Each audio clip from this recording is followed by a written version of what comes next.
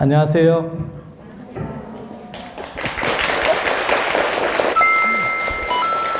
아니, 방금 전에 든 생각인데요. 원래 법문전에 입정을 하는 거는 법사가 하는 거예요. 듣는 사람이 하는 게 아니고, 원래는 법사가 입정을 하고, 아니, 부처님은 그러셨다니까요. 그래서 그거를 출정후어라 그래요. 정에 들고 난 뒤에 말씀을 하셨다. 이렇게 해서, 그러니까는 교리적인 내용을 얘기하는 게 아니고 당신께서 참선을 하시면서 선정에 드셨을 때 그런 깨침을 얘기하는 거기 때문에 그래서 불교의 교육 중에 하나가 뭐냐면 하남 스님이 그런 말씀을 하시거든요. 그러니까는 전선후교다. 그러니까는 선을 먼저 통달을 해서 쉽게 말해서 참선을 해서 경전적인 가르침을 본다. 라고 하는 거 굉장히 중요한 거예요. 그게 부처님께서 하신 방식이거든요. 근데 나중에는 이제 부처님께서 많은 말씀을 하시다 보니까 그게 어려워서 다른 사람들이 교학을 하고 어느 정도 이상 공부를 하고 난 뒤에 그 다음에 참선에 든다. 그래서 그런 걸 사교입선이라고 하거든요. 교를 공부를 하고 교를 버리고 나서 그 다음에 선에 든다. 이렇게. 근데 지금 가만히 보니까 갑자기 그 생각이 드네요. 여러분들을 보니까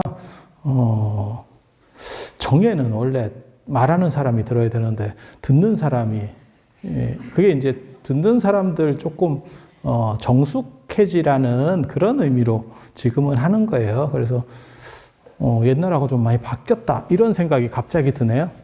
그래서 그냥 떠들어 본 거고 지난달에 무슨 얘기 했는지 기억나세요?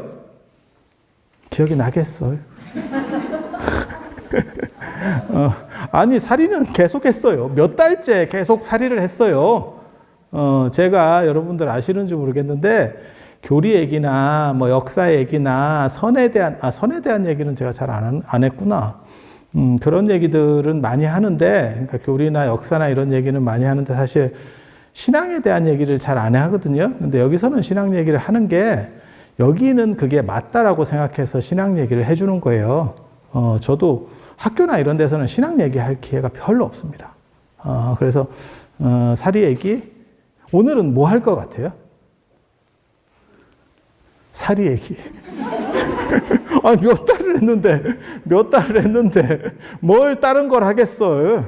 그리고 사리야말로 사실은 어떻게 보면 가장 공덕이 많이 모이는 그 에너지가 이렇게 신령하게 작동하는 그런 거예요. 그래서 지난 시간에 세종대왕과 관련된 사리 얘기를 해드렸어요. 세종대왕이 당신 부인인 소원왕후 심씨가 이제 사망을 하자 그 천도를 위해서 내불 땅을 건설하고 그 다음에 아들 둘에게 그게 이제 수양대군하고 안평대군에게 기도를 해서 사리를 얻어라라고 해서 사리가 하늘에서 떨어졌다 이런 얘기했잖아요. 그게 김소원의 사리 영흥기에 나오는 얘기입니다. 그리고 그걸로 인해서 나중에 세종대왕이 일종의 찬불가를 지어요. 그런 식으로 뭐 이런 일들이 벌어지는 건데 이거 말고 사실은 더 대단한 일이 있어요. 더 대단한 일이 있어요. 제가 그런 얘기 하거든요. 종교 기록이라고 하는 게 이게 어느 종교든 과장이 있어요.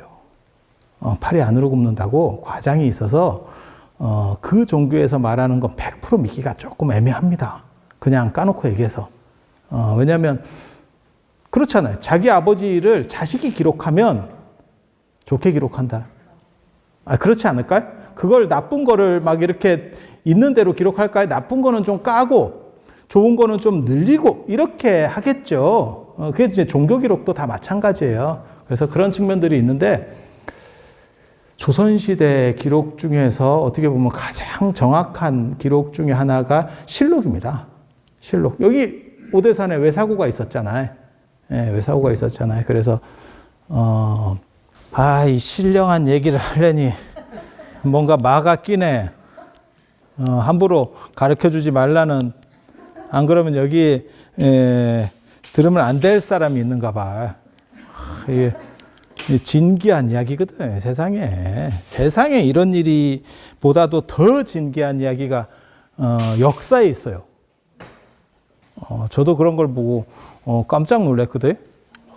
참 믿거나 말거나 할 정도의 여러분이 뭘 생각하든 그 이상의 이야기가 실록에 수록되어 있습니다. 근데 그런 거를 왜 대대적으로 안 떠드는지를 잘 모르겠어. 저는 논문에도 그걸 썼어요. 자, 실록에 보면, 불교와 관련된 이야기들이 있는데 대부분 실록이라고 하는 게 유교적인 관점에서 써진 글들이기 때문에 불교에 대해서 별로 안 좋은 얘기를 많이 써놨습니다. 안 그러면 악풀이거나 무풀이거나 아예 무관심하거나 이해가 됩니까? 그래서 그거 들어보셨죠? 표충사 비가 뭐 땀을 흘린다. 땀을 흘린다. 실록에도 그런 비슷한 이야기가 나와요. 표충사 비 땀을 흘리는 게 아니고 불상이 눈물을 흘린다. 그런 얘기가 나와. 그 불상 어떻게 됐는지 아세요? 지금 같으면 대박이 났겠지. 조선시대 때 어떻게 됐을 것 같아요? 바다에 버렸습니다. 바다에 버렸습니다. 그래서 눈물도 흘릴 때 흘려야 돼. 땀도 흘릴 때 흘려야 되고 뭔가가 있어요. 그래서 이 조선이라고 하는 게 그런 나라예요. 그런 나라라는 걸 감안해서 지금 봐야 되거든. 그런데 세조실록 33권에 보면 아주 기가 막힌 얘기가 있습니다. 세상에 저는 불교에서도 이 정도 영험한 얘기를 본 적이 없어요. 근데 실록에 그 얘기가 나온다니까요. 그러니까 엄청 믿을 만한 얘기예요. 세종대왕 아들이 세조 아들이 태종 이방원 아들이 내나 세종대왕이잖아요. 그죠? 그게 이제 세종대왕이 첫째가 아니고 아시잖아요. 맨 처음에 이제 양녕대군이라고 또라이가 있습니다. 또라이가 한 명 있고 그 밑에가 이제 효령대군 2보라고 하는 분이에요. 상당히 어진 사람인데 아버지 이방원의 뜻이 이제 셋째한테 있는 걸 알고 충령한테 있는 걸 알고 이제 출가했다. 이렇게 나오거든요. 그리고 원래 불교를 좋아합니다. 그 양반이. 그리고 이제 넷째 아들이 성령대군이라고 그때 영자 돌림입니다. 영자 돌림. 그렇게 해서 이제 네 아들이 있는데 네 번째 아들은 일찍 죽어서 사람들이 잘 모르는 거예요. 그렇게 해서 네 아들이 있는데 이 네 아들 중에서 이제 뭐 세종대왕 있고 세종대왕이 그러고 보면 참 어진 분이에요. 보통은 저렇게 양녕대군 같은 경우는요 정상적인 왕이면 죽입니다. 자기가 왕위에 오르기 전에 세자까지 올랐던 사람이거든요. 그러면 저게 굉장히 위험해요. 그래서 저거는 내가 왕이 되면 거의 죽입니다. 근데 세종이 워낙 꺼질기도 하고 또 뭐가 있냐면 양녕대군이 워낙 또라이라서 지지자가 별로 없어요. 그런 점도 있고 참 좋지. 지지자가 별로 없으니까 굳이 저걸 안 죽여도 되겠다라는 것도 있고 세종은 정치적인 자신감도 있고 그렇게 해서 결국 양녕대군이 사는데 나중에는 문제를 일으킵니다. 그게 이제 세조가 왕이 찬탈할 때 양녕대군이 후원을 하거든요. 그래서 세종에게 왕이 뺏긴 거를 고륙상쟁으로 갚아줘요. 그래서 그때 안 죽인 게 참 어떻게 보면 또 다른 역사적인 그게 되거든요. 종친에 으뜸이 됩니다. 당연하죠. 종친 중에 제일 높잖아요. 서울을 딱 생각해 봤을 때. 그래서 그렇게 되는데 이게 재밌는 게 양녕대군이 워낙 개처럼 사는 거예요. 사람이. 그러니까 나중에 세종이 동생인데 불러다가 그래도 왕이니까 얘기를 했다는 거예요. 형님 좀 그렇게 하지 마시고 좀 제대로 살면 안 됩니까? 이랬더니 기가 막힌 얘기를 했대잖아. 나한테 동생이 둘이 있는데 하나는 왕이고 하나는 부처다. 내가 어디에 걸릴 게 있겠냐. 살아서는 왕이 나를 보호해 줄 거고 세종이 나를 보호해 줄 거고 죽어서는 효령대군이 불교적으로 굉장히 중요한 사람이거든요. 그래서 신심이 굉장히 깊은 사람이니까 그래서 효령이 보호를 해줄 건데 내가 뭐가 두려워서 이렇게 살겠느냐 이러면서 했다는 그런 얘기도 있어요. 근데 이 효령대군이 효령대군이. 그러니까 효령대군 같은 경우는 안 죽습니다. 효령대군은 위험하다고 생각하니까 출가를 해서 나는 정치에 관심이 없어요. 이렇게 표명한 거거든. 그래서 이 효령대군이 이제 불교적으로 굉장히 세조와 더불어서 가장 중요한 역할들을 하는데, 그때 조선 초기에 어느 절이 제일 중요하냐면 회암사라고 들어보셨어요? 양주 회암사? 회암사? 못 들어봤어요? 못 들어봤으면 슬픈 거예요. 이성계가 왕위에서 은퇴하고 태상왕으로 물러나고 있었던 데가 내나 그 회암사예요. 근데 여러분들이 회암사를 잘 못 들어보신 이유는 절이 없어요. 황룡사나 미륵사처럼 절터만 있지 절이 없어요. 고려 말 조선 초에서 가장 중요한 사찰이 그 회암사거든요. 그 사찰이 중요하게 되는 이유는 이 오대산하고도 관련이 있습니다. 오대산에 2번 주석하신 나홍 스님이 고려 말 조선 초기까지 그 나홍 문도가 다 장악을 하는데, 그 나홍 스님이 직접 중건을 하고 주석하셨던 데가 회암사예요. 그래서 회암사 주지가 누구냐가 불교의 리더입니다. 불교의 최고 그게 되는 거예요. 그 당시에는. 그래서 이제 윤절관이라는 사람이 주지를 하고, 그 다음에 이제 무학대사가 주지를 해요. 무학대사가 주지를 하고 뭐 이렇게 하는데, 이 효령대군도 효령대군 친필이 여기 박물관에 있어요. 혹시 아세요? 여기 효령대군 파 있으면 그 효령대군 종친회에서 1년에 한 번씩 이 박물관으로 그거 보러 옵니다. 그게 어첩에 있어. 어첩에 효령대군 사인이 있어요. 그래서 여기 효령대군 파는 없나요? 이씨 중에? 있어요. 여기 유일한 친필이 여기 있습니다. 유일한 친필이. 그래서 그 효령대군도 내나 그 회암사에 이제 주석을 하거든요. 제일 중요한 절이니까 종친으로서 제일 위치가 높은, 어떻게 보면 출가인 중에서는 혈통적으로는 제일 위치가 높은 사람이니까 회암사에 주석을 해. 회암사에 주석을 해서 뭘 열었냐면 원각경 법회라는 걸 열어요. 원각경을 가지고, 여기도 원각경 보안보살장을 읽는 게 원래는 예불 끝나고 그걸 읽었었어요. 그런데 나중에 이제 없어졌는데, 그리고 지금은 여기 이 법륜전에서 불꽃 속에 피는 연꽃 할 때 원각경 보안보살장을 읽는다고요. 근데 원각경을 가지고 법회를 열었어요. 거기에 지금 그 회암사에 가면 사람들이 그게 보우스님 사리탑이라 하는데, 그게 보우스님 사리탑이 아니고 부처님 사리탑이 있어요. 동북 쪽이라 해야 되나, 뭐 북쪽, 아무튼 모퉁이에 부처님 사리탑이 있는데, 그 사리를, 그러니까는 전에도 제가 그런 말씀 드렸잖아요. 세조 때, 그 다음에 이 효령대군 때, 조선 초기에 유명한 절들이 다 무너지고, 그 다음에 큰 탑들이 다 헐어지면서 그러한 복장 유물이라든지 살이라든지, 그 다음에 이렇게 조그만한 것들은 전부 세조하고 효령대군한테 들어간다. 뇌물로 들어간다. 그 다음에 그 양반들이 워낙 그걸 좋아하니까. 그렇게 해서 당신이 가졌던 것 중에서 아마 가장 유력한 부처님 살이라고 생각되는 걸 모셔놓고 원각경 법회를 했대. 원각경을 가지고 법회를 했대.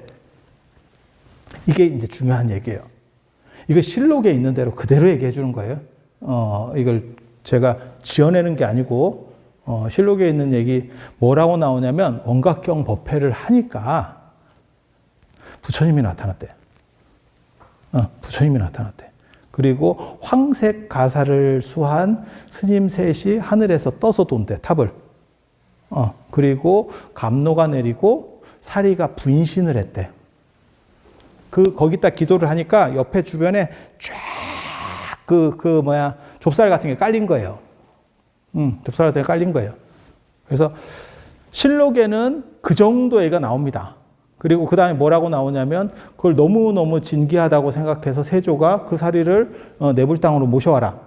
아버지 때 내불당을 만들었잖아요. 내불당으로 모셔와라.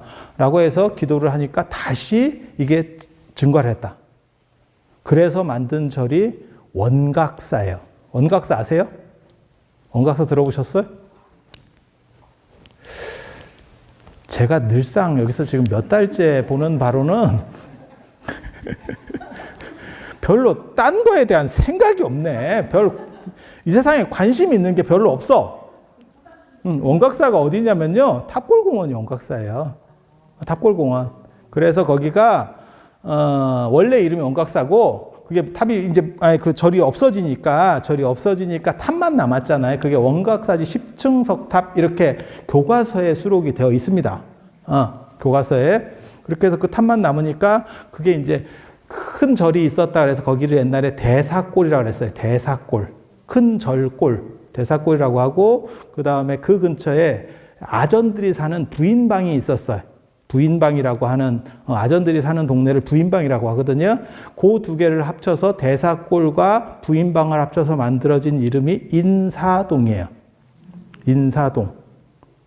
그런 거에 고개를 끄덕이는구나. 이거 내가 이렇게 진기한 얘기를 해줄 때는 실록에 이런 얘기가 나와요 할 때는 그런가? 뭐 이렇게 소 닭 보듯 하더니 인사동 얘기하니까 그래 인사동에 그렇게 관심이 많았어? 미아리는 미륵과 아미타를 합쳐서 미아리라고 한 거예요. 옛날에 그 눈물고개 들어봤죠? 미아리 눈물고개. 그게 원래는 그게 절하고 관련된 거예요. 그 다음에 저 청계천도. 청계천도. 청량리가 문수보살하고 관련되는 거예요. 여기 저거 있잖아요. 상원사에 청량선언 있잖아요. 그렇게 해서 청량리인데 이상한 게 들었었지. 이상한 게 들었었지. 그리고 그거 요즘 다 철거시켰잖아요. 그죠? 청량인데 참 그렇죠. 그래서 아무튼 원각경 법회를 통해서 그렇게 만들어지는 게 원각사예요. 거기가 원래 흥복사 자리일 거예요. 그렇게 해서 원래 있었던 절터였는데 그 절이 없어졌거든요. 조선 초 숭유옥불 때문에. 그래서 거기를 다시 원각사로 만들게 되는 이야기가 나와요. 그리고 원각사 비가 있어요. 여기까지 나오는 건 제가 지금까지 말씀드린 거는 실록에 나오는 얘기고 원각사 비에 좀 더 구체적인 내용이 나옵니다. 원각사에 가면 거기 탑이 혹시 거기 탑골공원 가보셨어요? 여러분들 정도 연세면 탑골공원을 가기 시작합니다. 살살 갑니다. 그리고 탑골공원 쪽에 사람이 많다 싶으면 종묘로 갑니다. 종묘, 동묘, 탑골공원. 이게 거의 영감님들 그 3대 성지 중에 한 군데예요. 서울에 가면 겁나 많습니다. 그래서 맨날 장기나 두고 있어. 근데 거기를 가면 거기를 예전에 그 원각사 10층 석탑 때문에 그게 흰 탑이에요. 약간 대리석 같은 탑이거든요. 그래서 그걸 이제 백탑이라고 불렀고, 그래서 옛날에 실학사상 유행할 때는 백탑파라고 하는 게 거기서 이제 시작이 되거든. 그리고 대사골, 큰 절이 있어서 대사골. 그 다음에 큰 탑, 큰 탑. 탑은 굉장히 진귀하죠. 그 탑 원각사지 10층 석탑 굉장히 이쁘지 않아요? 그런 생각 안 들어요? 거기 가면 비석이 2개 있어요. 그래서 그 비석을 누가 썼냐면 그것도 김수훈이 썼어요. 김수훈이 신미대사 동생이거든요. 호가 괴입니다. 괴. 그래서 그 양반이 이렇게 써놓은 걸 보면 훨씬 더 구체적인 얘기가 나옵니다. 스토리는 비슷해. 그러니까는 실록에 실려 있는 거랑 비슷해. 그런데 거기 보면 사리가 몇 과가 나오냐면 원각경 법회를 회암사에서 열었을 때 기도를 하니까 사리가 증가된 게 800과래. 살이 늘어나는 거 봤어요, 혹시 여러분? 기도하면 살이 늘어나는 거 봤어요? 저는 예전에 모모절에서 사리 전시를 이렇게 하고 사리 칭견 법회를 했는데 사리가 주는 걸 봤어. 사리가 느는 거. 그래서 내가 사리가 느는 거를 내가 얘기를 들었어도 사리 주는 건 처음 봤는데 그 관리하는 스님이 좀 뺐어. 그래서 사리가 근데 나만 유심히 그걸 세고 있었어. 그 주인 스님도 모르더라고, 사리 준 거를. 그래서 그런 일이 있었는데 사리가 는니다. 사리가 는다라고 할 때 제가 드는 2개의 문헌이 있어요. 하나가 바로 이 실록에 있는 기록이고, 이건 굉장히 중요한 기록이에요. 왜냐면 실록에까지 실릴 정도니까 그건 막 옆에서 빼도 박도 못하는 완전히 빼박 기록이라. 그래서 그게 하나 있고, 조선 초에 불교를 더럽게 싫어하는 사람이 하나 있어요. 그게 정도전이라고 하는 사람입니다. 삼봉 정도전 들어봤어요? 삼각산 쪽에 살아서 삼봉이거든요. 그런데 잘 모르는 사람은 도담삼봉 때문에 삼봉이래요. 도담삼봉 들어보셨어요? 그 양반이 단양 쪽 사람이에요. 도담삼봉 압니까? 그런 건 아는구나. 그러니까 원각사라든가 회암사라든가 이런 건 잘 모르고, 회암사가 얼마나 큰 절이냐면요, 지금 저쪽 양주에서 회암사지만 가지고 단일 유물로 유네스코 세계 문화유산을 추진하고 있어요. 그 정도로 대단한 절이에요. 그러니까 조선을 대표하는 절, 가장 큰 절 이렇게 보시면 돼요. 그런데 거기에 보면 이제 실록에 요 살이 증거한 얘기가 하나 나오고, 또 정도전이 불시잡변이라는 책을 씁니다. 그게 불교 비판서입니다. 불씨가 김씨, 이씨, 박씨 하듯이 불씨야. 부처님이라고 해서 불씨야. 되게 무식해요. 부처님 성씨가 뭔지 아세요? 석가모니니까 석가씨인가? 어때? 석가씨인가? 석가는 종족 이름입니다. 그리고 부처님 성씨는 고타마시 따뜻하잖아요. 그러니까 고타마, 구담이라고 하는 거예요. 한문으로는 구담. 그래서 훌륭한 소라는 뜻입니다. 훌륭한 소. 그 당시 농업을 한 지가 얼마 안 돼서 이제 농업하다 보면 소가 중요하다 보니까 모든 성씨는, 오래된 성씨는 좀 촌스러워요. 미리 말씀드리는데. 이씨도 그래요. 이씨도 되게 촌스러워요. 오야씨잖아, 오야씨. 그냥 번역하면 오야씨. 왜 오야씨가 됐는지 알아요? 오얏 압니까? 오얏? 조그만한 열매 있어요. 그런데 이 오얏, 왜 오얏인지 몰라요. 오래된 성씨들 대부분 잘 모릅니다. 우리나라 성씨 중에서 기원이 뚜렷한 건 박씨죠. 박씨는 왜 박씨예요? 바가지. 바가지에서 박씨예요. 박혁거세가 박 같은 알에서 나왔잖아요. 그래서 박씨라니까요. 그러니까 옛날 성씨는 다 세련되지 못했어요. 예전에는 그렇게 사람들 생각이 세련된 걸 따질 때가 아니에요. 그래서 촌스러우면 그게 오래된 거예요. 촌스러우면 오래된 거예요.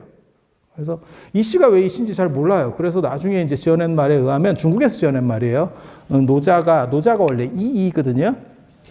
노자가 이씨성을 가지고 그 다음에 귀자를 써요. 귀자. 율곡은 귀에다가 구수록변이 붙는 거고, 노자는 그냥 귀자를 쓰는데, 이 노자가 태어나자마자 오얏나무를 가리켰대. 그래서 오얏씨래. 참 거지 같지? 딱 들어봐도 너무 거지 같잖아요? 그 얘기는 뭐냐면 내용을 모른다는 거예요. 몰라서 뭐라도 얘기를 만들어야 되니까 붙인 거예요. 붙인 거예요. 그래서 부처님 같은 경우는 고타마, 구담씨 이렇게 되는 거예요. 그리고 석가는 종족 이름입니다. 그래서 석가라는 종족의 모니, 깨달은 수행자, 성자라는 뜻이에요. 석가모니가 성자. 근데 인도는 땅이 넓어가지고 성씨만 가지고는 사람들이 구분을 못합니다. 우리는 땅이 작으니까 성씨만 가져도 구분이 돼요. 성씨 플러스 뭐 했는지 아세요? 여러분 어렸을 때 다 했었잖아요. 본관하잖아, 본관. 지금은 본관을 안 따지는데 예전에는 성씨하고 본관하고 같이 얘기를 해요. 여러분 어렸을 때 다 그렇게 했었어요. 그런데 고개를 안 끄덕거리는 거 보니까 치매 전조증입니다. 이 정도면 상태가 심각한 거예요. 기도를 할 게 아니고 이거는 치료가 필요하다니까. 기도하고 될지 모르겠다. 내가 진짜 이 정도 심각할지는 아무튼 그렇다 치고 그 정도전이 쓴 불시잡변이라는 게 있거든요. 심기리편하고 불시잡변에 이제 불교를 비판하는 거예요. 불시에, 그러니까는 붓다의 김씨 이씨 할 때 그냥 그렇게 붙인 거예요. 불시의 잡변이 뭐냐면 잡스러운 변론. 그러니까는 불교의 허튼 소리. 이런 얘기라고 보시면 돼요. 그냥 번역하면, 우리식으로 번역하면. 거기에 이제 불교를 계속 씹는 얘기가 나오는데 기가 막힌 얘기가 한 개가 있어요. 그게 살이 증거 얘기를 해요. 살인은 증거한다에 오케이를 합니다. 정도전 같은 사람 본 거예요. 지도 본 거예요. 그래서 그거는 맞는데 이렇게 얘기해요. 맞는데 근데 한 가지 더 뒷얘기를 하죠. 이제 씹어야 되니까. 그 양반의 목적은 씹으려고 하는 거니까. 늘어난들 어쩔 건데. 아까 그 불상 얘기랑 똑같은 거예요. 불상이 눈물을 흘려, 땀을 흘려, 뭐 어떻게 해? 어쩔 건데. 아니 그런 거예요. 표충사비가 땀을 흘려, 어쩔 건데. 그렇게 나오는 거예요. 그 사람 논리야. 그 사람 논리. 그 사람 불교 비판자니까. 그래서 사리가 증거한다는 이 두 기록, 불시자편에 나오는 기록하고 이 실록의 세조실록 33권에 나오는 게 굉장히 중요합니다. 굉장히 중요합니다. 그리고 일반적인 기록에는 뭐 동문선이나 이런 데도 나와요. 그건 통도사 사리 얘기가 나오거든요. 그런데 사리가 800가가 늘어났다 그랬잖아요. 그 바닥에 좁쌀같이 쫙 깔린 걸 거예요. 통도사 얘기도 보면 그런 얘기들이 있거든요. 그렇지 않으면 800가씩 이렇게 분사리가 안 돼요. 그래서 그거를 가지고 그 얘기를 딱 들으니까 세조도 굉장히 불교적인 사람이잖아요. 그러니까 그러면 그걸 좀 깎아봐라. 이렇게 해서 그 800가를 받았다는 거예요. 그래서 그걸 내불당에 모시고 기도를 시켜요. 이게 또 늘어납니다. 그게 원각사를 세우게 되는 이유예요. 그러니까 세조도 반신반의한 거야. 이게 그거는 그렇다 카드라잖아.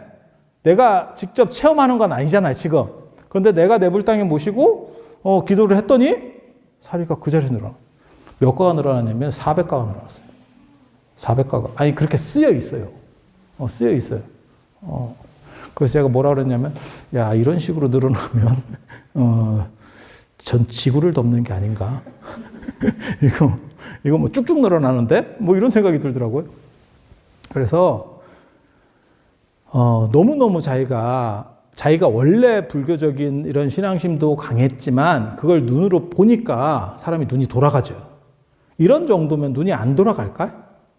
제가 그런 얘기 하는데, 전에, 그거는 제가, 혹시 선운사 가보셨어요? 고창 선운사? 그 선운사에 가면 지장보궁이라고 있어요. 지장보궁. 거기에 모셔져 있는 지장보살님, 제가 거기를 하도 찝쩍거리니까 거기 지키는 보살님이, 스님 이거 사진 이거 하나 드릴까요? 그래갖고 이게 액자로 된 걸 하나 주더라고요. 그거 내가 지금도 갖고 있어. 제가 그 지장보살님 되게 좋아하거든요. 선운사에 삼지장보살님이 있어요. 참당함에 돌로 된 지장보살님이 있고, 그 다음에, 도소람에. 도소람 가보셨어요?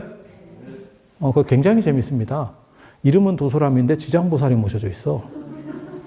도소람이면 미륵보살이 모셔져 있어야 되거든? 도솔천 내원궁을 상징하는 거예요, 그게. 그런데도 불구하고 그렇게 모셔져 있어. 그래서, 야, 이거 진표율사랑 관련이 되는 것 같다. 진표율사 기록에 보면 지장보살하고 미륵보살이 같이 나옵니다. 그래서 그런 건 같다. 그게 뭔가 전승이 있는 것 같다. 뭐 이런 생각을 했는데, 지장보궁에 있는 그 지장보살님이 굉장히 영험합니다. 사람들은 자꾸 그 도소람에만 가갖고 기도를 하는데, 사실은 그 지장보궁이 영험한. 일제시대 때 반출됐잖아. 일제시대 나갔다니까. 근데 이 양반이 자기를 산사랑 꿈에 나타나가지고 내가 저기 선운사 지장보살인데 내가 갔으면 좋겠다. 이렇게 자꾸 얘기했대잖아. 꿈에. 진짜 있는 얘기예요. 그렇게 해서 뭔 이런 꿈이 자꾸 있노? 이래갖고 무시했다가 사업이 망했습니다. 그 사람. 그리고 망했습니다. 그리고 이제 경매로 또 넘어가게 되고 넘어간 사람한테 또 그 얘기를 해요. 저는 이 얘기를 들었을 때 무슨 생각했는지 아세요? 처음에 딱 들었을 때 지장보살님이 일본말로 했을까? 일본어인가? 일본 사람이 알아들으려면 일본어로 해야 될 건데. 그래서 이게 한 달이 건너갔다가 결국 그 사람이 송신스러워서 얘기를 하잖아요. 조선에 진짜 선운사라고 하는 절이 있느냐. 그렇게 해서 찾아서 반환합니다. 그게 모셔진 게 지금 지장보궁이에요. 지장보궁이에요.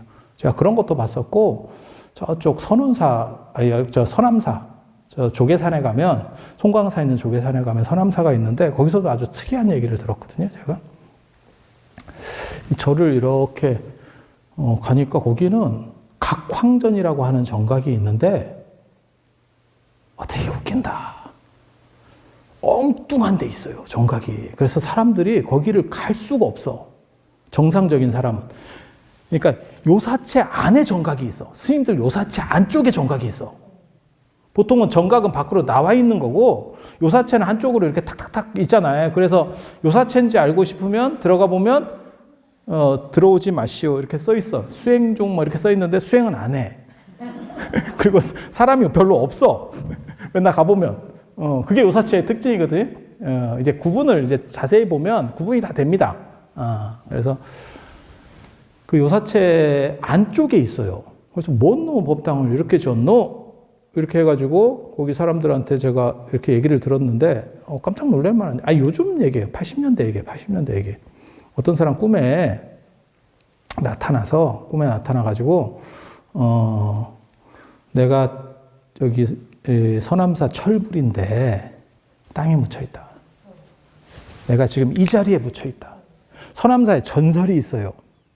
전설이 있어. 전설이. 내려오는 전설이 있어. 그 전부터. 옛날부터 내려온 전설이 있어. 거기를 풍수도선 스님 있잖아요. 고려 말, 조선 말, 신라 말, 고려 초에 그 왕건이하고 같이 이렇게 했었던 이렇게 풍수하는 이런 도선 스님 있잖아요. 도성묵사 들어보셨어요? 도선비기 뭐 이런 거 있잖아요. 그 도선 스님이 그 터를 점지했는데 터가 다 좋은데 조금 문제가 있대. 천연적인 터는 100%가 없습니다. 미인도 마찬가지죠. 100%가 없어요. 이게 왜냐하면 조금씩 다 다르거든요. 이거 이렇게 잘라놓으면 양쪽이 조금씩 다릅니다. 사람이 다. 그래서 100%라는 게 안 돼요. 여기도 마찬가지. 이 월정사도 터가 좋은데 이게 한 가지 문제가 있어요. 한 가지 문제가 있어요. 하천이 월정사 터 쪽으로 치고 들어옵니다. 그래서 그걸 비보하기 위해서, 그걸 막기 위해서 옛날 사람이 댐을 만들었어요. 내가 이 월정사를 딱 와서 보니까 그 댐이 보이는 거야. 옛날 사람들이 댐을 만들어서 물기운이 못 들어오게 했구나. 그게 뭐냐면 부도예요. 부도가 저 안쪽에 있어요. 모든 절의 부도는 다 절 입구 쪽에 있어요. 어느 절을 가보든 절 입구 쪽에 다 부도가 있어. 근데 여기는 한참 들어가면 부도가 나와. 그런데 가만히 보면 거기서 물기운이 이렇게 돌거든요. 그러면서 이쪽으로 수기를 치는 거예요. 거기다 돌을 다다다다다 놔가지고 기운을 막은 거예요. 그걸 보기법이라고 합니다. 우리는 이제 딱 보면 그런 것도 다 보여요. 여러분들은 근데 월정사까지만 와봤잖아. 그치? 그래서 그걸 못 봤지? 가면 부도가 있어. 그리고 재밌는 얘기 해주면 그 부도에 가서 눈을 가리고 이게 옛날 여기 풍습이에요. 여기 풍습. 신혼여행을 오면, 그러니까 처음에 결혼을 하면, 신혼여행도 없을 때 이게, 처음에 결혼을 하면 이 동네 사람들은 저기 가가지고 눈을 가리고 부도를 하나 잡어. 랜덤으로. 랜덤으로 하나 잡어. 그게 뭐하고 똑같은 거냐면 돌상에서 돌잡이하고 똑같은 거야. 그래서 큰 스님이 걸리면 잘 사는 거야. 되게 재밌지? 그런 풍속도 있었어. 그런 풍속도 있어. 그래서 내가 무슨 생각했냐면, 이게 신혼 첫날 와가지고 스님 부도를 잡는 게 맞을까? 나 이런 생각도 하나 했었고. 좀 웃기잖아요? 이게 생각해보면 좀 웃겨. 또 한 가지는 뭐냐면, 여러분 아시는지 모르겠는데, 부도밭에, 뱀이 많습니다. 어디든 마찬가지예요. 이유는 뭐냐면 돌이 있어서 그래요. 돌이 있는데 뱀이 있습니다. 돌이 있는데 뱀이 있습니다. 그래서 그거 여름에 가면 잘못하면 C급 할 건데, 내가 이런 생각도 하고. 되게 재밌어요. 그래서 여기도 이게 비보 때문에 부도가 안에 들어간 특이한 경우입니다. 굉장히 특이한 경우입니다. 이런 절이 전국에 몇 개 없어요. 그런데 그 서남사는 3개 비보를 했다는 거예요. 3개 비보를. 그게 1철불, 2보탑, 3부도예요. 한 분의 철불을 모셨고 철부를 모셨고 두 보탑이 있고 가면 거기 대웅전 앞에 보탑이 2개 있어. 탑이 2개가 있어. 부도터가 3군데가 있대. 근데 거기 그전은 진짜 특이해. 진짜 3군데 부도터가 있어. 1철불, 2보탑, 3부도야. 그런데 그 철부를 그냥 이렇게 법당에 모신 게 아니고 땅에다 묻었어요. 비보기 때문에. 네, 묻었어. 그걸 아무도 몰라. 그냥 그 전설만 내려오는 거야. 전설의 고향같이 쭉 내려오는 전설이 있어. 그런데 그 사람 꿈에 나타난 불상이 그 불상이에요. 계속 내가 거기 묻혀 있으니까 네가 나를 좀 캐줬으면 좋겠어. 나를 좀 캐줬으면 좋겠어. 캐줬으면 좋겠어. 이렇게 해서 그 사람이 찾아와서 실제로 거기 주지스님한테 얘기를 합니다. 내가 이런 꿈을 꾸는데 저기를 한번 파봅시다. 그렇게 해서 팠더니 다 삭은 불상이 나옵니다. 쇠가 땅속에 들어있으면 다 삭아요. 정상적으로 안 나옵니다. 그렇게 해서 당신이 그 사람이 그렇게 큰 부자도 아니었거든요. 그런데 그걸 너무너무 감동을 해서 이건 부처님이 나를 선택했다. 이렇게 해서 그 전각 지을 거를 자기가 다 희사를 했어요. 내가 전각을 아니, 근데 이 정도면 그렇게 할 만하지 않아요? 너무너무 자기가 선택된 것 같잖아. 그렇지 않아요? 그렇게 해가지고 불상이 이렇게 모셔져 있는데 거기는 참배 오는 사람도 없어. 요사치 안에 있어서 아는 사람만 딱 들어가. 그런데 거기에서 제가 이제 철불이락 하니까 진짠가? 나 이런 생각이 또 든 거야. 제가 여러분들은 저를 어떻게 보시는지 모르겠는데 제가 호기심이 굉장히 많은 사람이에요. 그래서 진짜 쇠인지 알고 싶은 거야. 이게 진짜 쇠일까? 이게 스님만의 특권이 있습니다. 절에서 스님만의 특권이 있어요. 신도들은 감히 못하는 건데 이제 부처님한테 또 가까이 갈 수 있어. 사진도 신도들은 못 찍어도 스님들은 그냥 찍고 그 지키는 분이 예를 들어서 법당보살이 찍지 마세요 이러면 으씨 주의스님 모셔와 이렇게 하면 돼. 그리고 주지스님을 모시러 가면 나는 찍고 가면 돼. 이게 굉장히 재밌는 권한이에요. 이게 굉장히 재밌어. 그렇게 해서 내가 그 불상 자석으로 붙여봤어요. 철불인지 의심스러워서 진짜. 아니 거기 제가 갔을 때만 해도 거기 당신이 직접 그 일을 했다는 사람이 있었어요. 그 스님이. 목격자들이 있어. 그게 옛날 얘기가 아니고 80년대 얘기니까 있었어요. 제가 90년대 갔으니까 90년대 초에 갔으니까 있었어. 그래서 그걸 이제 붙여보니까 붙었을 것 같아요? 안 붙었을 것 같아요? 참 진기한 일이다. 안 붙어요. 안 붙어. 녹이 많이 쓸어서 석고를 겁나 바르는 것 같아. 석고를 막 두껍게 바른 거예요. 왜냐면 너무 이렇게 다 흘러내려가지고 추하니까 그걸 이제 다다다다다 해가지고 석고를 바르고 회칠을 하는 거예요. 회칠을. 이해가 됩니까? 그게 두꺼우니까 안 붙더라고요. 근데 그때만 하더라도 네오디움 자석이 없었는데 네오디움 자석이라고 압니까? 자석 겁나 센 거. 나 그거 들고 한 번 더 가야겠다. 이런 생각을. 일반 자석 갖고는 안 됐는데 겁나 센 거 있어요.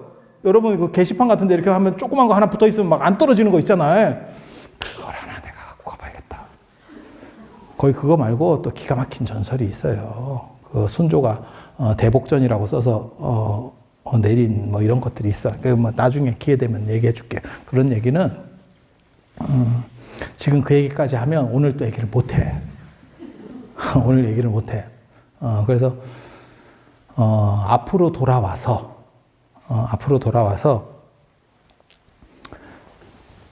세조가 그 분신사리를 보고, 그러니까 400과가 또 분신했다 그랬잖아요. 800 플러스 400. 이게 이제 어떻게 보면 묻고 더블로 가의 원조예요. 그래서 1200과가 만들어져. 그래서 그거를 지금 원각사탑에 모신 거예요, 사실은. 그런데 세조의 특징 중에 하나가 뭔지 아세요? 자기가 이렇게 막 심혈을 기울여서 절을 지을 때는 제일 좋은 걸 모시려고 해요. 상원사에도 마찬가지예요. 상원사 동종이 우리나라에서 제일 오래되고 이쁘다 이런 얘기 들어보셨어요? 국보 36호 상원사 동종. 그거 어디서 가지고 왔다 하죠? 안동의 문루에 있었대잖아요. 그러니까는 절은 이미 폐사가 됐고 종은 문을 여닫을 때 보신각종처럼 쓴 거야. 안동에서. 이해가 되죠? 근데 그 당시 전국을 쭉 이렇게 수소문을 하니까 그 종이 제일 좋더라는 거예요. 그때만 하더라도 저런 신라시대, 통일신라시대 종을 만들 기술이 없습니다. 오히려 기술이 떨어졌습니다. 줌을 만들 기술이 없어. 그래서 그 종을 모셔다가 오는 거고, 그 오는 과정에서 그 젖꼭지 전설이 나오는 거잖아요. 젖꼭지 전설 들어봤어요? 젖꼭지 전설. 그게 뭘 안 떠나려고 해서, 젖꼭지를 하나 띄어서 그 유두라고, 실제로, 그게 이름이에요. 명칭이에요. 유두, 젖꼭지. 그렇게 해서 이제 젖꼭지가 좀 남사스럽다 그래서 뭐 연봉으로 하자, 연례로 하자, 뭐 이렇게 얘기들을 하는데 그냥 일반적으로 가장 많이 쓰는 건 젖꼭지예요. 그리고 젖꼭지가 그렇게 남사스러울 것도 없어요. 젖꼭지 없어? 그게 뭐 그렇게 대단할 것도 있어, 그죠? 그래서 그 젖꼭지 하나를 이렇게 딱 띄어가지고 노니까 거의 움직였다. 원래는 안 움직이려고 했는데 그래서 딱 기념을 해서 딱 해주니까 움직였다. 이런 얘기 들어보셨죠? 그래서 지금도 상원사종에는 젖꼭지가 하나 없다. 그렇게 나오는데 실제로는 아마 거짓말일 겁니다. 이게 산길을 그렇게 무거운 거를 이렇게 옮기다 보면 옛날에 도로가 안 좋으니까 이게 굴르는 거예요. 이렇게 멍석 같은 걸 막 싸서 했거든요. 그렇게 해서 떨어지게 되면 그런 모퉁이에 튀어나온 게 제일 먼저 부러져요. 그래서 어떤 놈이 실수해가지고 욕 바가지로 먹을까봐 그걸 이제 전설로 위장하는 거예요. 이게 딱 눈에 보인다고. 근데 이 비슷한 전설 또 있잖아요. 황진이 빤스 전설. 들어보셨죠? 황진이 빤스 못 들어봤어요? 아니, 들어본 건 뭐요? 가본 데도 없고 들어본 것도 없고 진짜 인생 편히 살았는데? 황진이가 원래 그 이웃집 사람이 되게, 이웃집 남자가 되게 좋아했다잖아요. 그렇게 해서 상사병에 걸려서 황진이를 한번 만나달라 그랬는데 황진이가 끝까지 안 만나줘가지고 걔가 죽었잖아요. 네, 걔가 죽었잖아. 그렇게 해서 상여가 나가는데 황진이 집 앞에 오니까 상여가 안 움직이더라잖아요, 관이. 그래서 황진이한테 얘기하니까 황진이가 빤스를 벗어서 덮어줬다. 그랬더니 관이 움직이더라. 뭘 의미하는지 아세요? 냄새가 지독했는가 보다. 얼마나 심했으면 그걸 움직였을까. 그렇게 해서 황진이가 내가 어먼 사람을 죽이고 이렇게 제대로 살 수가 없다. 이렇게 해서 이제 기생 만인의 연인으로 돌아섰다. 뭐 이렇게 몰라 진짜인지 가짜인지 모르겠는데 그냥 그런 얘기가 있어요. 그런 것 왜 여러분들은 그런 걸 모르지? 그거 다 어디서 그런 얘기들이 많이 나오냐면 예전에 어렸을 때 여러분들 그거 안 봤어요? 전설 따라 삼천리? 여러분들은 지금 전설 고향 세대도 아니고 전설 따라 삼천리. 전설 따라 삼천리 아세요? 전설 따라 삼천리. 이렇게 라디오에서 기억나시죠? 옛날에는 그러고 보면 이런 억양이 있어. 옛날 얘기 중에서 이런 억양이 있는 것들이 있어. 그거 이제 탁 하면 그런 데서 다 나오거든. 근데 기록에 있어요. 그런 얘기들이 실제로 기록에 있어요. 그런데, 그런 것도 안 보고, 그렇다고 전설의 고향을 보는 것도 아니고, 그렇게 해서 상원사 종 이렇게 모시듯이, 원각사를 딱 짓고는 가장 좋은 탑을 모셔야겠다. 이런 발언을 했대요. 그렇게 해서 전국을 이렇게 수소문을 한 거예요. 종은 옮겨올 수 있는데 탑은 이게 옮겨오기가 굉장히 어렵습니다. 그렇게 해서 쫙 찾았더니 어떤 탑이 걸린지 아세요? 경천사지 10층 석탑. 국립중앙박물관에 가시면 거기 메인 유물로 이렇게 크게 있는 탑이 있어요. 그게 개풍군 경천사에 있던 탑이에요. 개풍이 어디냐면 개성. 고려의 수도가 개성이잖아요. 개성 주변이 개풍이에요. 그러니까 요즘으로 얘기하면 시군 통합됐잖아요. 시가 개성이면 그 주변이 개풍이야. 이해가 됩니까? 그래. 그래서 그 개성에서 가까운데 그게 누구 원찰이라고 얘기가 나오냐면 동국여지 승남이나 이런 데 보면 뭐라고 나오냐면 이게 기황후의 원찰이다. 기황후 때 승상인 탈탈이라고 하는 분이 있어요. 몽고 사람인데 탈탈의 원찰이다. 뭐 이렇게 나와요. 기황후 아십니까? 하지원. 하지원. 기황후잖아요. 기황후 남편이 원나라 순제라고 해종입니다. 해종. 여기 스님이네. 우리 국장 스님, 문화국장 스님이 기황후 남편이었구나. 해종이라는 분인데 그분도 굉장히 재밌습니다. 이게 또 진기한 얘기인데 그 양반이 고려로 유배를 와요. 황자 시절에. 우리는 이제 왕자라고 하지만 이제 황제 아들은 황자라고 합니다. 황자라 그래요. 황자 시절에 고려 대청도로 유배 옵니다. 대청도로. 원나라에서 중국까지 고려까지 유배를 오잖아요. 인생 끝입니다. 인생 끝입니다. 유배도 다 레벨이 있다니까요. 그래서 다시 복권되는 사람은 가까운 데 유배를 가지 이 정도 가면요 경기 끝입니다. 제가 늘상 얘기하는 거 있거든요. 조선시대 때도 마찬가지예요. 유배 갈 때 강원도로 오는 사람은 복권됩니다. 송광정철 같이. 이제 그래서 관동별고 이제 뻐꾸기를 계속 날리면 다시 복권돼요. 사면 복권. 윤선도나 안 그러면 저 윤선도가 보길도로 유배 가거든요. 보길도 가보셨어요? 보길도? 끝입니다. 끝. 완전 끝입니다. 보길도로 가거나 안 그러면 저기 누구야? 다산 정야훈 같이 다산초당, 해남 가보셨어요? 거기 그쪽에 가면 경기 끝입니다. 거의 못 돌아옵니다. 돌아와도 인생 끝입니다. 그러니까 정야훈 같은 분이 18년 유배예요. 18년 유배. 지금도 18년 동안 깜빵 갔다 오잖아요. 사람이 지정신을 못 차립니다. 진짜 18년 동안 단절됐다가 오잖아요. 세상이 얼마나 바뀌었겠어. 그거 적응할 수 있을 것 같으세요? 적응 못합니다. 근데 조선시대 평균 사람들 수명이 50이 안 되거든요. 거기서 18년 갔다 오면요 인생 끝입니다.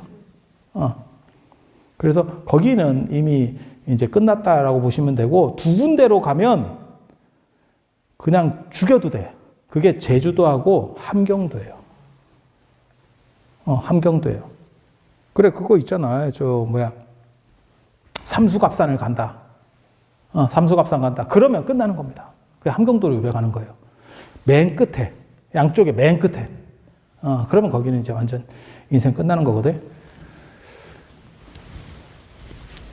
그렇게 해서 이 유배라고 하는 것도 다 급이 있어요. 그런데 원나라 황제 아들이 고려에 대청도로 유배를 왔대. 경기 끝입니다.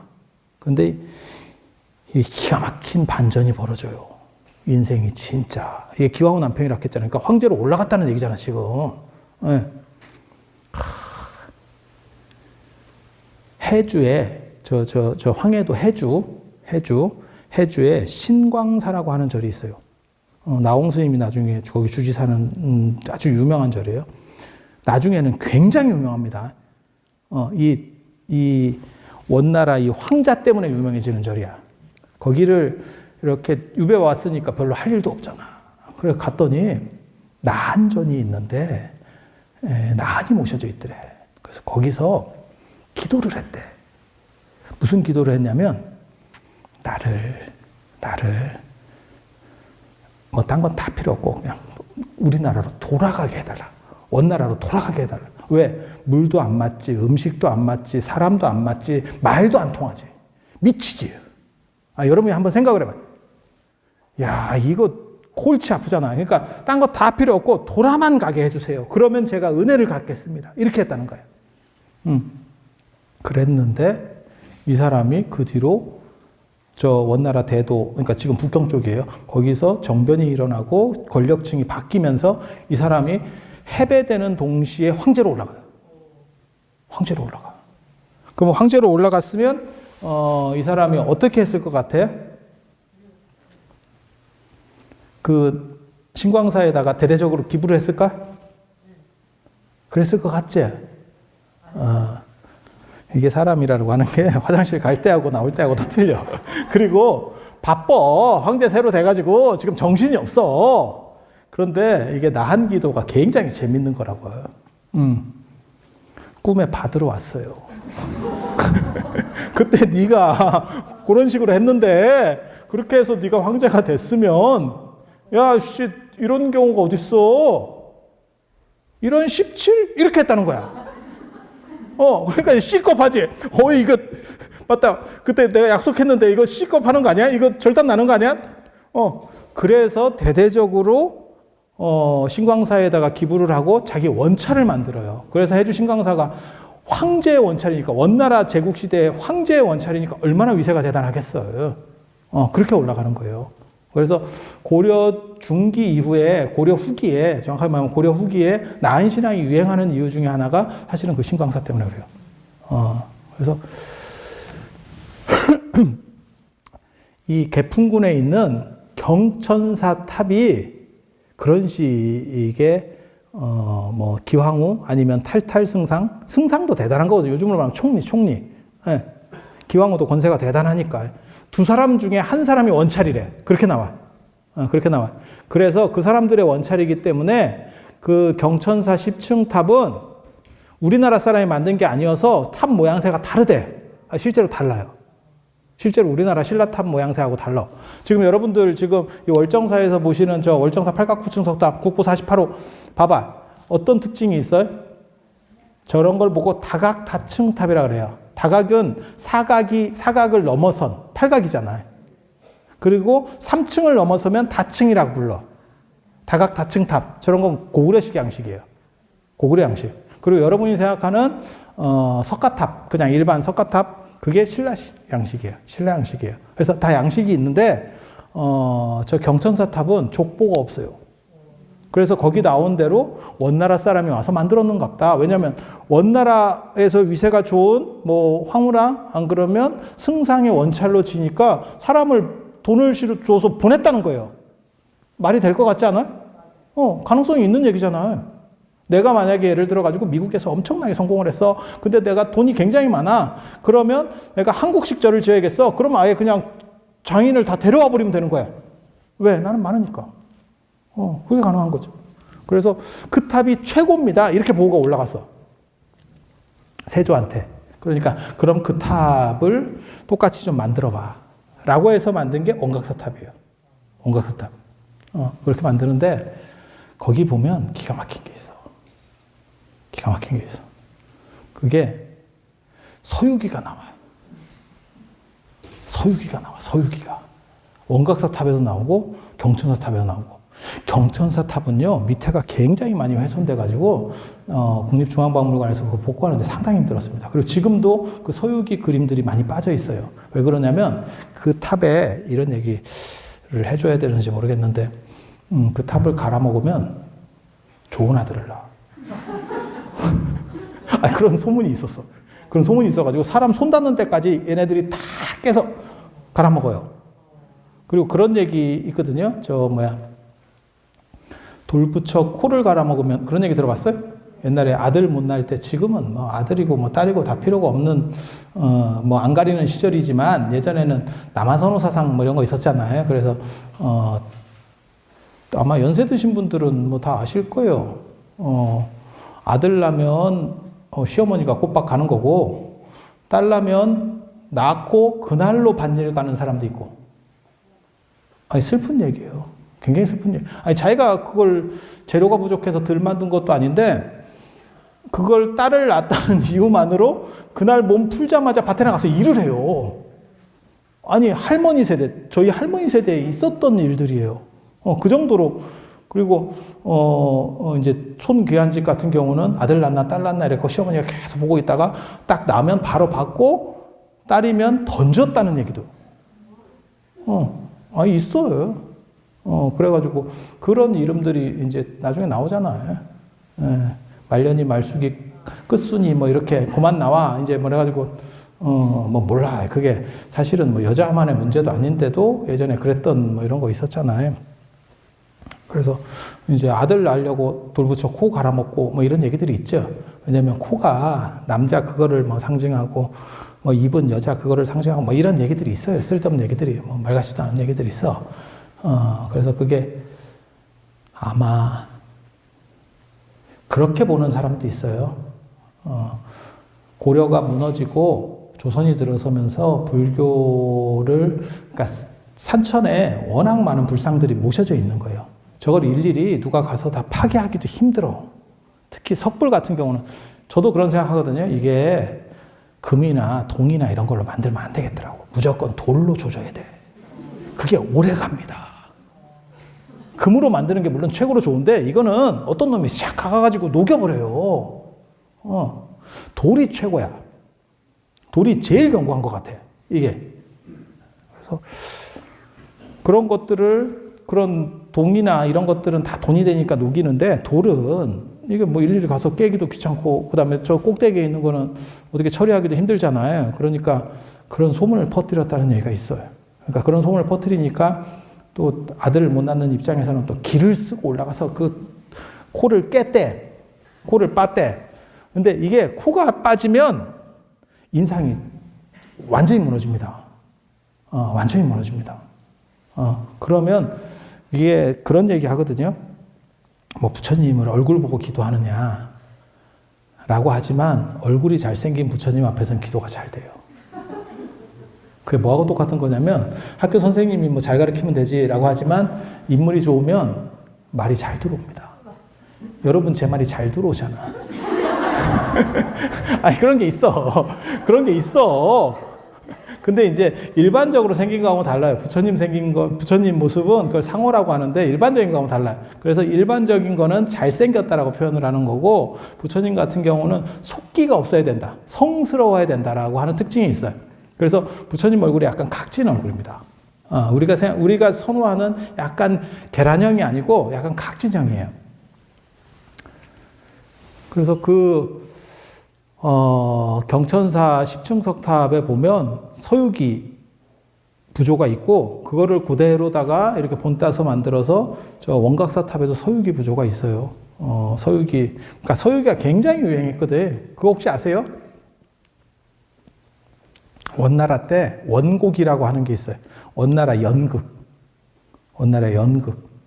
옛날 사람들이 연극 같은 거 좋아해요.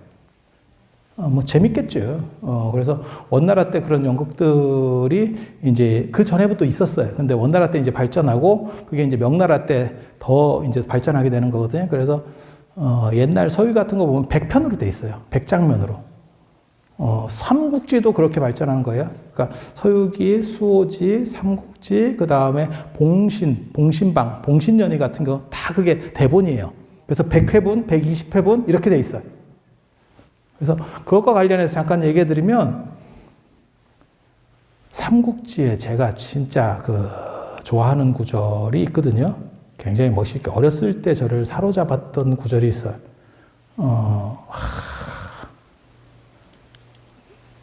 하나가 뭐였냐면 이게 두 개인데 하나가 뭐였냐면 둘 다 관우다. 그러고 보니까 둘 다 관우다.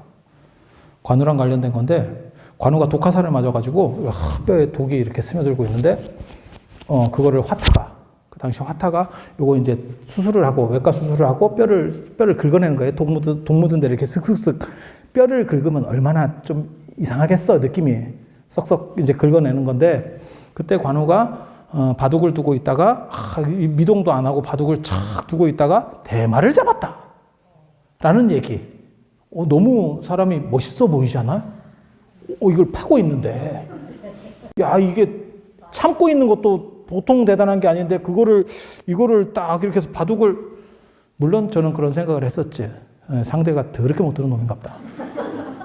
뭐 이런 생각을 하긴 했었는데 그거 되게 멋있는 거예요. 그리고 또 하나가 뭐냐면 관우가 화웅 잡을 때 있어요. 화웅이라고 관우가 이제 유비랑 헤어지고 조조한테 의탁해 있을 때 이제 적토마를 선물로 받고 그때 조조 군대 중에서 화웅이라고 하는 사람을 원소 아마 군대일 거예요. 못 이겨요. 그래서 화웅한테 계속 깨지니까 관우가 이제 그럼 내가 출전을 하겠소. 이러고 딱 나갈 때 그 조조가 탁배기를 한 잔 딱 줘. 술을 한 잔 딱 준다고. 우리 식으로 막걸리 같은 거 든든하게 먹고 그다음에 알딸딸 해가지고 잘 싸워라. 술 같은 거 먹으면 좀 힘이 나잖아. 이제 좀 지정신 아니니까 이렇게 해서 잘 싸워라. 이렇게 딱 주니까 관우가 술을 딱 봤더니 나는 지금 먹지 않겠다. 이러고 딱 내려놓잖아. 딱 내려놓고 나가가지고 후다닥 해가지고 한 방에 그 사람을 죽여버리고 돌아와가지고 그 술잔을 딱 들으면서 아직 술이 식지 않았군. 이러면서 탁 마셨다는. 너무 멋있는 거야. 야, 세상에 뭐 이런 놈이 다 있어. 저쪽에서는 지금까지 한 명도 못 잡고 지금 쟤한테 계속 깨졌는데 나가자마자 한 칼에 베고 와가지고 아직 술이 식지 않았군. 이거 너무 멋있잖아?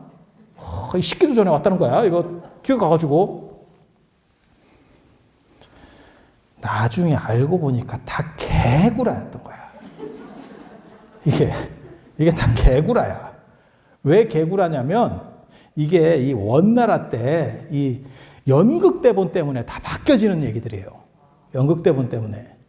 그래서 이거 할 때는 마비산이라고 하는 마취제 썼었고, 마취제를 썼을 걸로 추정이 되고 있고, 마비산이에요, 이름이. 그래서 마비한다 그래서 마비산. 마취제를 썼던 걸로 추정이 되고, 그 화웅을 잡고 뭐 1대1로, 삼국지 보면 1대1로 다 전투하거든요. 관우 때는 삼국지 시절에는 1대1로 전쟁을 하는 시절이 아니에요. 지금 전쟁하고 똑같아. 장군들은 뒤에 들어가서 짱 박혀 있고 앞에서 민병대들이 쫙 싸우는 시절이야. 그래서 1대1 전쟁을 안 해요. 그런 전쟁 룰이 아예 없어. 그 당시에 없어. 그런데 왜 1대1 전쟁으로 자꾸 삼국지를 보면 나오느냐? 연극을 해야 되니까 이 무대에서는 이 연극하는 데 있어서 여러 사람이 동시에 나와서 싸울 수가 없는 거예요. 그래서 그걸 각색을 해가지고 전부 1대1로 바꾸면서 관우가 되게 멋있어진 거야. 그거를 나중에 공부하면서 알게 됐지. 내가 다 속았구나. 이런 개 같은 경우가 있나? 이제 이렇게. 그리고 그 연극이 계속 발전을 해서 경극까지 가는 거예요. 원나라 때부터 북경 쪽이 수도예요. 그 다음에 명나라 때는 남경에 잠깐 수도로 내려갔다가 저 영락제 때 다시 왕이 찬탈해가지고 북경으로 올라오거든요. 옛날에 북경이 연경이에요. 그래서 올라오고 그 다음에 지금 청나라도 북경이 수도. 그래서 그 연극들이 계속 수도 중심으로 발전하는 거예요. 우리도 마찬가지죠. 서울 중심으로 이런 문화예술 공연들이 발전하지 어디 이런 강원도에 와가지고 누가 연극단이 오겠어. 이게 미치지 않고서야. 그럼 강원도에 누가 와? 이렇게 기도하는 사람이 나오는 거예요. 연극하는 사람은 안 와. 이게 딱 봐도 안 되잖아. 시골 할매들 데리고 무슨 연극을 하겠어. 그렇잖아. 봉춘 서커스 나오면 모르겠다. 봉춘 서커스 오래 들어봤지? 그 봉춘 죽었을 거야.